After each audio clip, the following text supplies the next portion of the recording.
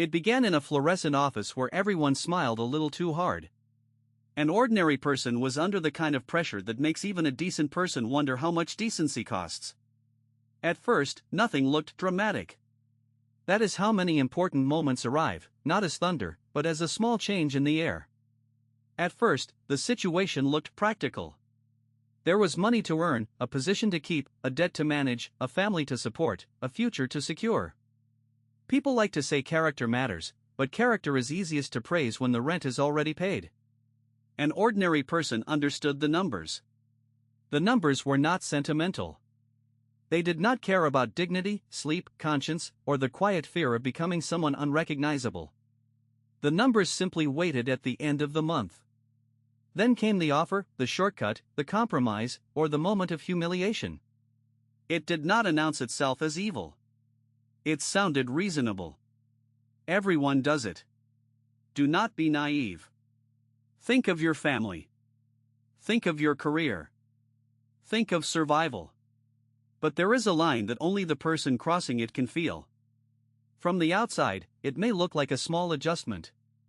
Inside, it can feel like handing over the last private room of the self. The story turns on that line. An ordinary person had to decide whether success was still success if it required becoming hollow. There was one detail he would remember later: the way a hand hesitated near a pocket, the way a chair scraped the floor, the way a familiar room suddenly felt like a place where everyone was acting. Today the same pressure appears in different clothes. It may be a target number, a mortgage payment, a visa deadline, a medical bill, a performance review, or the quiet terror of being replaced by someone younger and cheaper. The story does not pretend money is unimportant. Money is rent, medicine, food, heat, school fees, and dignity. But it also asks what happens when survival keeps asking for pieces of a person's soul. A society that praises winners too loudly can forget to ask what people had to give up in order to look successful. This is why the story does not feel old, even if the setting may belong to another time.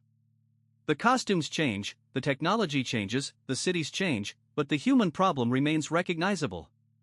People still want to be understood before they are judged. They still want a second chance without being reduced to their worst mistake. They still want love that does not turn every weakness into evidence against them. And perhaps the most important lesson is this: compassion is not the refusal to see the truth. Compassion is seeing the truth clearly and still refusing to destroy a person with it. In a noisy age, that kind of human dignity is easy to miss.